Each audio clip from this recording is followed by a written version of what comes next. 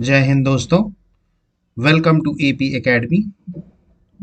आज हम लोग फैक्ट बेस्ड जीके में पढ़ेंगे फाइनेंस कमीशन ऑफ इंडिया के बारे में। देखिए, लास्ट टाइम हम लोगों ने यूनियन पब्लिक सर्विस कमीशन के बारे में पढ़ा था। उससे पहले हमने इलेक्शन कमीशन ऑफ इंडिया के बारे में पढ़ा था। आज हम लोग पढ़ेंगे फाइनेंस कमीशन ऑफ इंडिया के बारे में। देखिए, finance commission of India is also a constitutional body. मतलब ये भी एक ऐसी बॉडी है जो कॉन्स्टिट्यूशन में मेंशन्ड है, who derive there powers from the constitution of India. अब यहाँ पर सवाल आता है कि finance commission is present in the constitution under which article. ये बहुत इंपॉर्टेंट क्वेश्चन है। तो आर्टिकल नंबर 280 जो है वो बताता है that there shall be a finance commission of India. Clear. अब ये फाइनेंस कमीशन को कॉन्स्टिट्यूट कौन करता है, ये सेकंड सबसे इंपॉर्टेंट क्वेश्चन है कि ये जो फाइनेंस कमीशन हर 5 इयर्स में बनाया जाता है, इसको कॉन्स्टिट्यूट कौन करता है। तो बेसिकली ये जो फाइनेंस कमीशन है इसको कॉन्स्टिट्यूट करते हैं प्रेसिडेंट ऑफ इंडिया। तो दो फॉर्दर इंपॉर्टेंट पॉइंट्स आपको याद रखने हैं। एक तो आर्टिकल 280 जिसके तहत फाइनेंस कमीशन बनाया जाता है। दूसरा जो है कि फाइनेंस कमीशन जो है वो उसको कॉन्स्टिट्यूट कौन करता है हर 5 इयर्स में। तो बेसिकली जो हर 5 इयर्स में करते हैं वो करते हैं प्रेसिडेंट ऑफ इंडिया। अब जो फाइनेंस कमीशन है इसका काम क्या होता है। फाइनेंस कमीशन का जो नेचर होता है वो बेसिकली गवर्नमेंट को रेकमेंड्स करता है। आप किन पॉइंट्स पे रेकमेंड करता है इस पे आगे अपन देखेंगे, बट फाइनेंस कमीशन का जो काम होता है ये एडवाइजरी नेचर होता है। मतलब कि इसकी जो कमीशन की जो चीजें हैं वो उतना ज्यादा बाइंडिंग नहीं होती हैं गवर्नमेंट के ऊपर। मतलब ये एक एडवाइजरी नेचर का होता है। क्लियर। तो आज हम लोग इसके बारे में और डिटेल्स पढ़ेंगे फाइनेंस कमीशन के बारे में। तो let's start with the finance commission. So let's start. सबसे पहले अगर हम बात करें फाइनेंस कमीशन की, तो finance commission are commission periodically constituted by the president of India under article 280 of the Indian constitution to define the financial relation between the central government of India and the individual state government. देखिए, finance commission जो है ये basically president of India constitute करते हैं हर 5 साल में। Periodically, periodically का मतलब होता है हर 5 साल में। अब आर्टिकल 280 के तहत ये किया जाता है और बेसिकली इस कमीशन का काम होता है कि फाइनेंशियल जो रिलेशंस होते हैं उनको डिफाइन करना between the central government and the individual state government. मतलब बेसिकली जैसे जो भी टैक्सेस का जो डिस्ट्रीब्यूशन होता है वो गवर्नमेंट और सेंट्रल गवर्नमेंट और स्टेट गवर्नमेंट के बीच में कैसा होगा, या कितना percent central government state governments को देती है, तो ये सारी चीजें किसके तहत, ये सारे रिकमेंडेशंस कौन देता है, फाइनेंस कमीशन।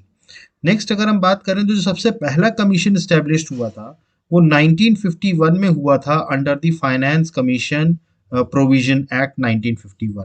मतलब फाइनेंस कमीशन एक्ट बनाया गया 1951 और जिसके तहत फर्स्ट कमीशन को स्टैब्लिश किया गया इन 1951। तो आपको याद रखना है पहला कमीशन कब बना था, 1951 में।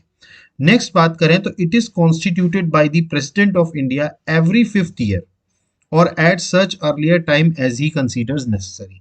मतलब हर 5 साल में एक नया फाइनेंस कमीशन कॉन्स्टिट्यूट प्रेसिडेंट करते हैं। क्यों। क्लियर। नेक्स्ट अगर हम बात करें तो जब सबसे रीसेंट फाइनेंस कमीशन जो बनाया गया, कॉन्स्टिट्यूट किया गया, वो 2017 में किया गया, जिसको चेयर कौन कर रहे हैं, एनके सिंह। तो आपको ये नाम याद रखना है, N K Singh. It is very important because he is the current finance commission chairman. मतलब ये जो करंट में, एक तो सबसे पहले आपको ये याद रखना है, मैंने आपको बताया था फाइनेंस कमीशन किस आर्टिकल के तहत बनाया जाता है, 280। दूसरा, फाइनेंस कमीशन को कॉन्स्टिट्यूट कौन करता है, प्रेसिडेंट ऑफ इंडिया। तीसरा, अभी जो रिसेंटली जो फाइनेंस कमीशन जो कॉन्स्टिट्यूट हुआ है वो है 15th फाइनेंस कमीशन। आपको याद रखना है 15th, ये नंबर आपको याद रखना बहुत जरूरी है। और इसी 15th कमीशन के जो चेयरमैन हैं वो कौन है, एनके सिंह। वो कौन है, एनके सिंह। तो एनके सिंह नाम याद रखना है जो अभी 15th फाइनेंस कमीशन के चेयरमैन हैं। और इसका जो पीरियड है, मतलब इसकी जो रिपोर्ट, जो ये फाइनेंस कमीशन जो ये रिपोर्ट सबमिट करेगा, देखिए मैंने आपको बताया था कि फाइनेंस कमीशन एक रिपोर्ट सबमिट करता है गवर्नमेंट को, और उनका जो पीरियड होता है इम्प्लीमेंटेशन का, तो ये जो अभी 15th फाइनेंस कमीशन बनी है, इसका पीरियड है 2020 टू 2026। तो आपको ये याद रखना है, 2020 to 2026, that is the period of implementation of the report. मतलब जो भी इन्होंने रिकमेंडेशंस दिए हैं उनको इम्प्लीमेंट करने का जो पीरियड है वो है 2020 टू 2026। क्लियर? तो आपको ये चीजें याद रखनी है। क्लियर? और करंट टाइम पे जो फाइनेंस कमीशन जो बना था 15, उसके जो चेयरमैन थे वो कौन थे? एनके सिंह।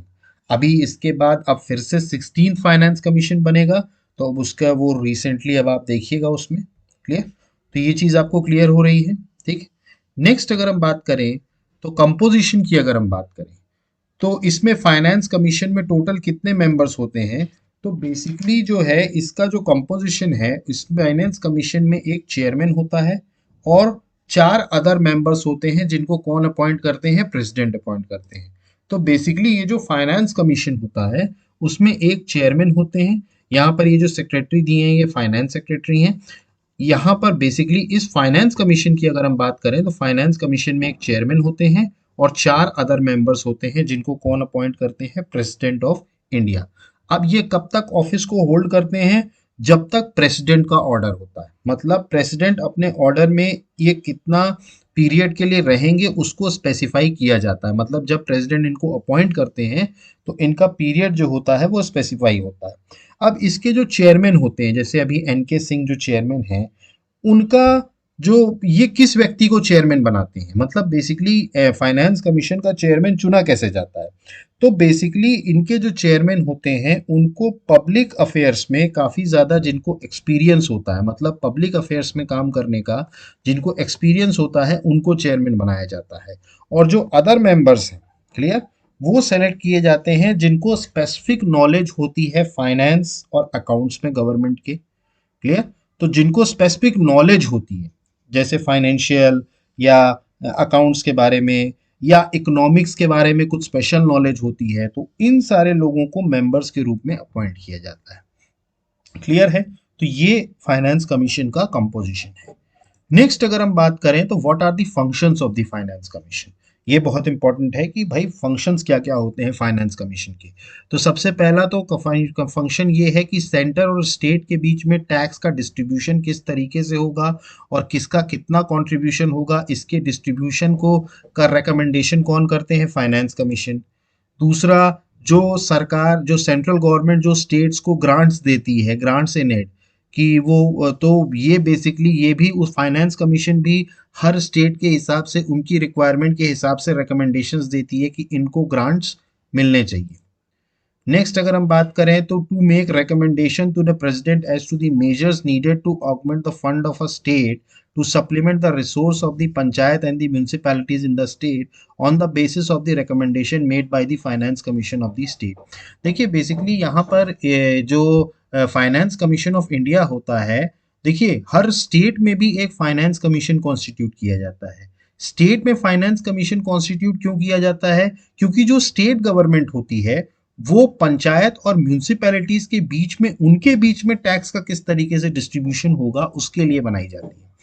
तो ये जो फाइनेंस कमीशन इंडिया की होती है ये कई बार प्रेसिडेंट को ये भी रिकमेंडेशंस देती है कि स्टेट के फंड से कितना रिसोर्स पंचायत या म्यूनिसिपैलिटीज को दिया जाएगा।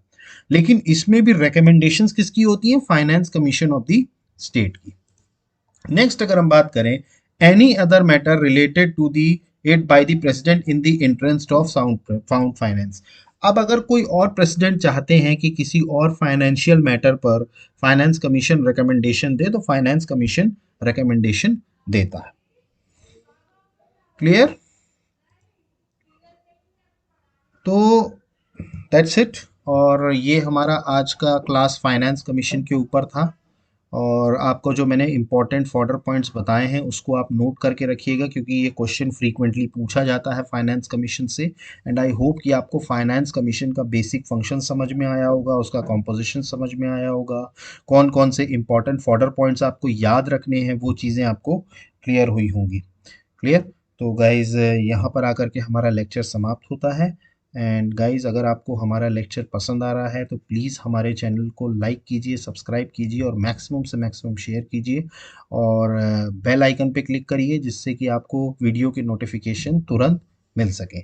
हमारा ये फैक्ट बेस्ड जीके की सीरीज़ कंटिन्यू रहेगी और हम लगभग सभी टॉपिक्स को कवर करेंगे फैक्ट बेस्ड, ताकि आप एक फ्रीक्वेंटली कभी भी आप एग्ज़ाम टाइम पे चाहें तो लास्ट 1 मंथ में इस वीडियो सीरीज़ को चालू करके देख सकते हैं, तो उससे आपका रिवीजन भी प्रॉपर होगा। So guys, thank you, have a good day, जय हिंद, नमस्कार।